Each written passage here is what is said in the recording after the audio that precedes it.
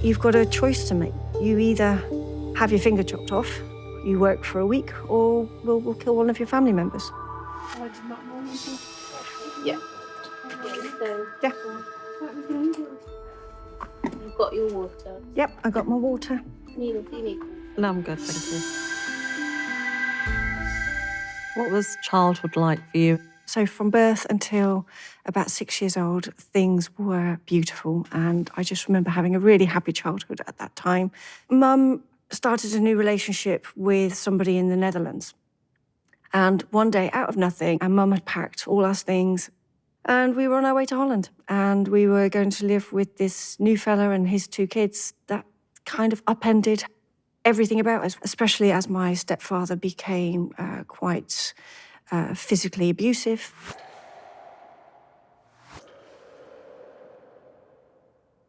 When you got to the children's home, how did you feel? By this time, I'd already moved various different children's homes. I'd made a lot of friends in the next few houses that I lived in, and I started to feel that I was a lot happier and more content. It was around this time where I was at college, wasn't really enjoying my course, but to leave, it would mean that I'd have to pay back a lot of money. Just didn't really know what to do, and my friend said, "Oh, I might know somebody who can help you." One of these guys, he had a solution, and he said, "Well, you could marry somebody, and then you'd have all this money, and then in 3 years, that would be finished." I wasn't allowed to tell anybody about this. And then I met another acquaintance, and I started talking to him about what was happening, unbeknownst to me that he would go straight back to them, and it was a trap. And when he summoned me, yeah, he was very angry. And he said, "You've talked, and now you've got punishment because the people above me have said that you need to pay for this." He said, "You've got a choice to make. You either have your finger chopped off, you work for a week, or we'll kill one of your family members." So I said, "You can have my finger." How did you feel when you were given this ultimatum? I'm really scared. I'm sweating, I'm shaking. The kitchen knife came out, and I put my hand on the ironing board. It was just like time had stood still, and my hand was on there, and you can't think straight. Everything becomes really blurry, and I don't know whether he's talking to me, I don't know whether he's saying anything, but I just remember at one point he's saying, "Are you sure? It could just be for 1 week. You'd pay your money back. That's it." Yeah. And then I went, okay, 1 week. Really, they wanted me to go and work behind the windows. When you say windows, for somebody who doesn't understand. So like the red light district, it's what everybody associates with Amsterdam. That's where they wanted me. So they were sexually exploiting you? Yes. And you were asked to take part in this activity, but you didn't want to do it, but men were coming in. Yes. And I had no choice. having sex with you? Yes. And they would keep all the money, every single penny. I've had a dislocated hip, I've had bruised ribs, I've had furniture broken because I was thrown onto it, and you'd still have to work. If you're busy, you don't stop because you're tired. You don't stop because it's the end of the day. If you've got a queue of people waiting to see you, you carry on. Your life wasn't yours. What was your mindset like at that point? You're obviously very As low as I could be. I didn't matter to anybody. Nobody wanted me. I was 19 at this point, and I remember sneaking downstairs, and I remember looking for all the tablets I had, because I just knew I just didn't want to wake up anymore. I just wanted out. I've had enough. I want peace. I need this up here to have some tranquility and beautiful flowers and blue sky. I can't deal with this noise anymore. I woke up in the hospital. They were pumping my stomach. That was probably the night where this guy thought that he needed to handle me differently. So he said that I was going to be his #1 girl, and had sex with me, and without protection, and I was pregnant. Yep. And think the next day I was back at work as well. How did you know you were pregnant? Because I had a miscarriage whilst I was working. Yeah, I was bent over double. I'd never had such pain. And I was bleeding. I was bleeding a lot. But you still had to work. I tell you to put a sponge, boil a sponge, stick that in there, and then you won't show that you're bleeding. I think I had a lucky escape, actually, because one of the other girls that was in my group, she had also gotten pregnant, and she wasn't as lucky to have a miscarriage. They beat the baby out of her. Oh. Yeah.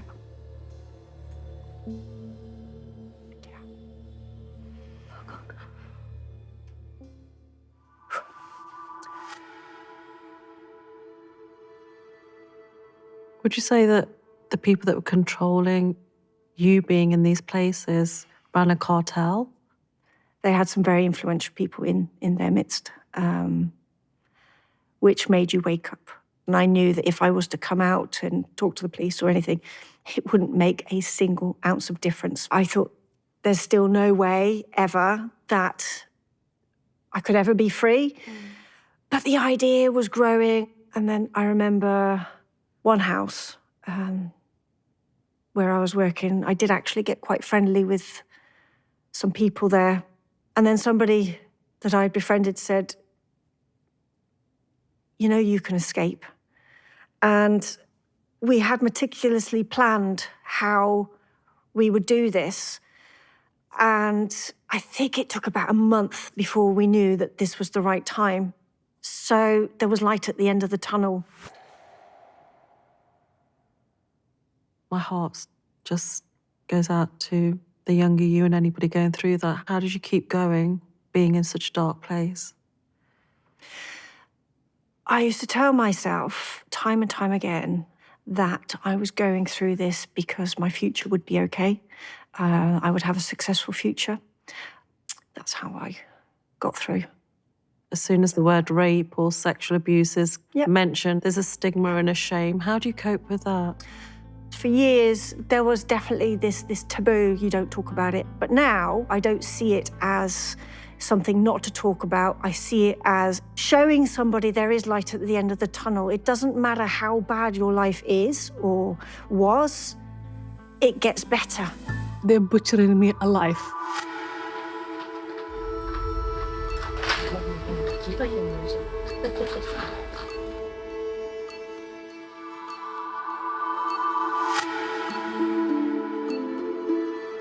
So growing up, you were quite a happy child. Very, Very loved. very. When I look back at that age, when I was carefree, happy, loved, nurtured. And you know what is sad about that is after they cut me, I kind of forgot what was that like. What was my childhood? Because the trauma was so big, it had the power to bury anything good that happened prior to that age. Take us back to when it actually happened. So you're not in this country. No. I was in Somalia. I was 6 years old. Girls mostly don't know this is going to happen to them, but they are given an amazing party where they're told, you know, you're going to be a beautiful woman, you're going to be brave. All the females are coming and giving you presents. You know, you're made to feel loved. But what awaits for you is a different story. She took me to the hut, and in the hut were, you know, a cutter and her two helpers and my auntie, and it was people that I don't know. Immediately after I sit, she brought her hands behind, you know, behind my chest, and she was grabbed me like that, and I'm thinking, okay, this is not good. And all of a sudden, they literally pulled my legs so hard. Before they could do anything, I was already screaming. The screaming was coming from the pain, the way they were pulling my legs apart. The cutter sits in front of me with a little stool, and her eyes literally were what haunted me for such a long time. Very, very horrible, horrible eyes. She yanked my dress, and all I could remember was my whole body tensing, because this is somebody that I don't know, and they can see my genitals. She opens her bag, and What came out of it was disgusting. Razors, so many shades of brown on them. I looked at her fingers, and one of the things that I literally caught my eye was how she has a long nails on the index finger and her thumb. Come to find out why she had that was, it's like a pincers to clip the clitoris and literally pull it. Before she even cut anything, I was screaming from that. I actually thought she ripped it from me, and she did the first cut, and I remembered screaming. And it felt like there was a gush of a fire just went whoosh on me in one go. It feels like your whole body's been melted or something. It was just horrific. She just kept on cutting and throwing my flesh as if it's nothing. And I'm seeing all this, and she's screaming by saying, "Your daughter screams a lot. She's a coward, and everybody's going to hear her." It just kept on coming and coming and coming.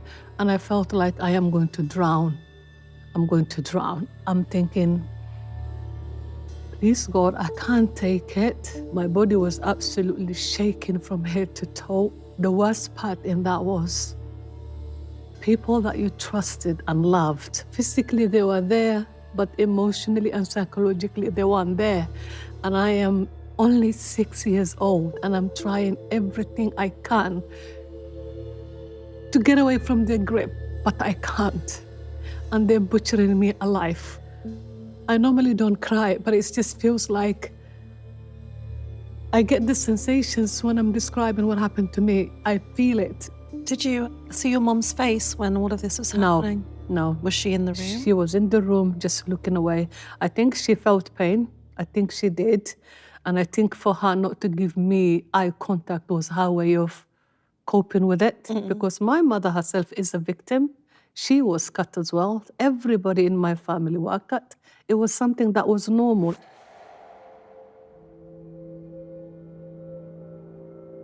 What was Hibo like after the event? They put you on a mat after they've done with you, and my body's literally ravaged.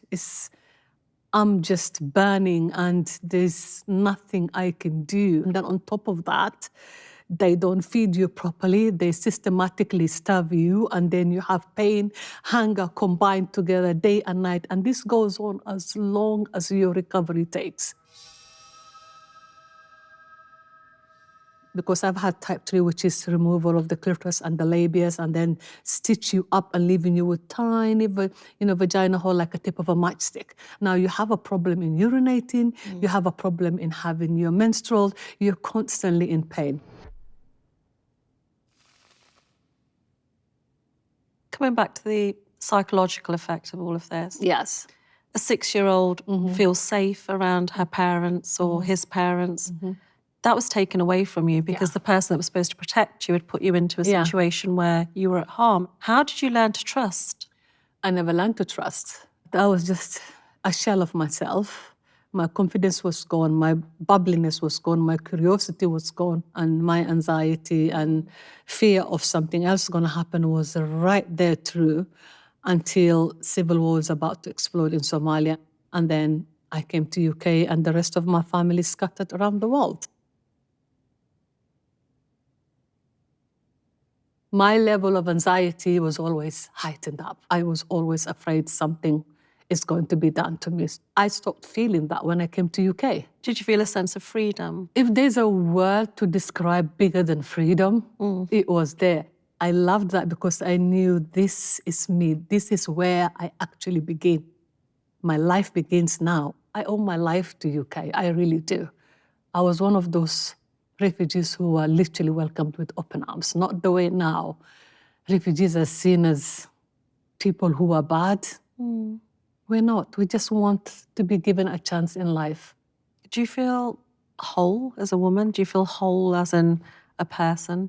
It took a long time to understand, actually, my womanhood isn't attached to what they've taken away from me. My womanhood is my core, and I needed to accept that and to love that and to see myself as a complete woman.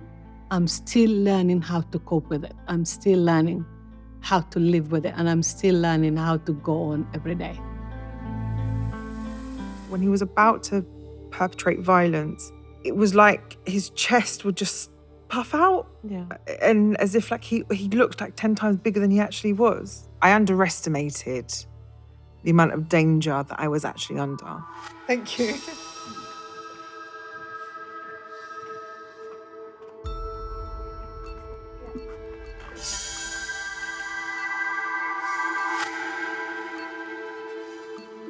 If we could start at the beginning, that'd be amazing.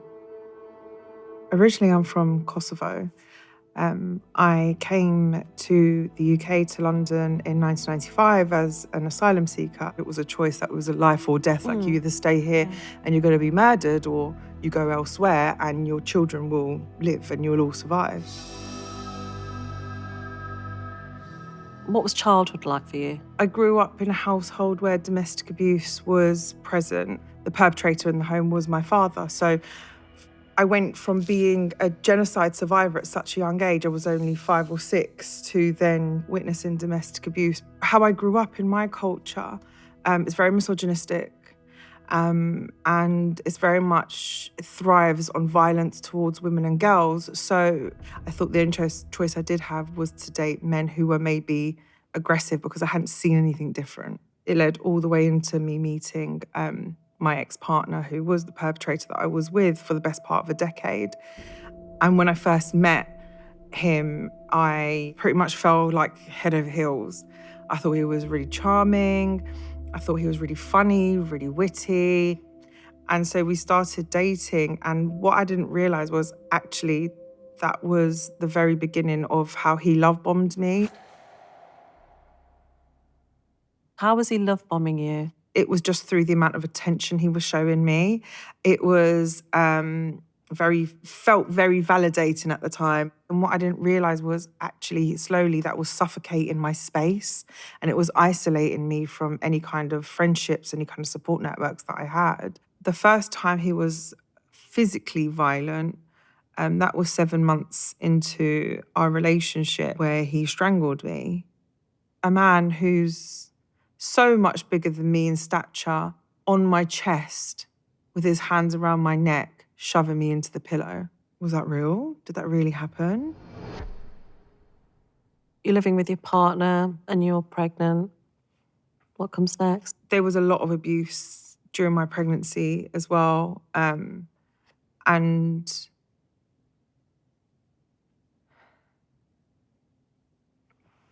It's okay.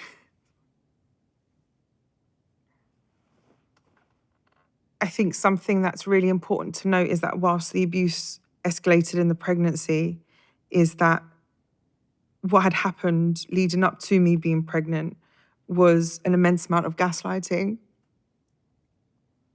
Could you give us an example? When someone on a daily basis tells you you're damaged goods, that you're lucky to have me, no one else is going to love you like I do, even your family doesn't love you, then those things are fed to you every single day. You believe them and it becomes a part of your reality. No, I was smiling because I've heard them all myself. Yeah. I was like, there must be a textbook that they all read. I hid it so well to the point where I was attacked on Christmas one year. Can you just take me back to what caused it and how you were feeling and what you actually did? It was Christmas Day. And as you are, like when you're just really happy and hopeful and you're thinking we're going to have a great day and it's going to be lovely, we're going to cook dinner and have a glass of wine. And I always knew that he was entertaining other women, just something that I felt. And he'd left his phone on the side, so I went through it on his social media and I saw him messaging other women. And I challenged him about it.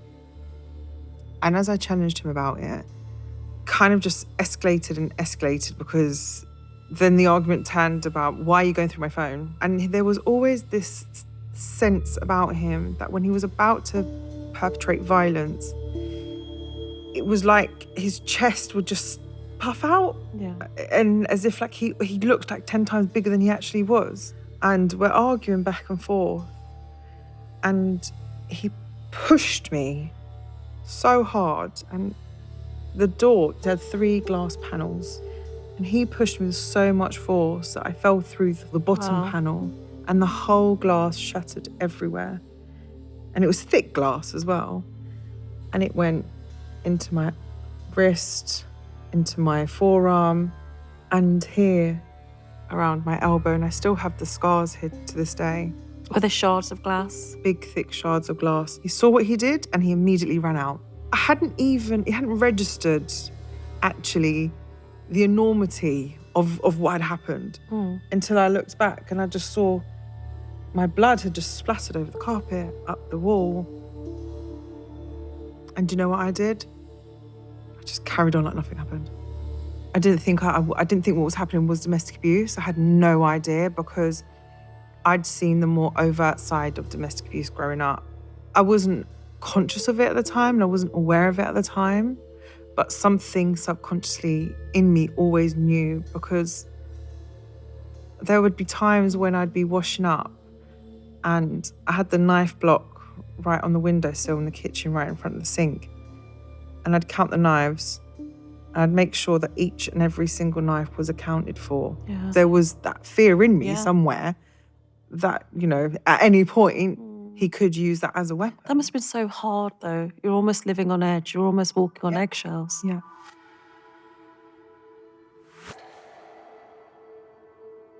At the age of 30 was when I finally left this life behind of abuse and violence. I was trying to process what had happened. Like, I didn't understand. I just thought, how did I let someone for 8.5 years strangle me, punch me, attack me when I was pregnant? How did I allow that? I was desperate to understand. I think that's one of the hardest things, that you feel it's just happening to you, Yeah. that you are alone.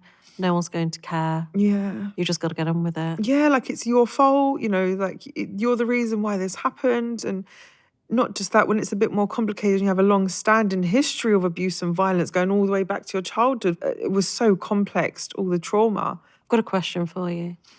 Lejla now, 2024. Do you feel safe? For the first time in my life, yeah. It's a luxury.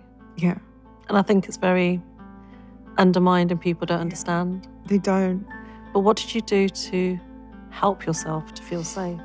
The biggest part of my recovery journey has just been accepting myself. When I finally found my voice, and I gave myself the permission to just be who I am, that's when my recovery journey began.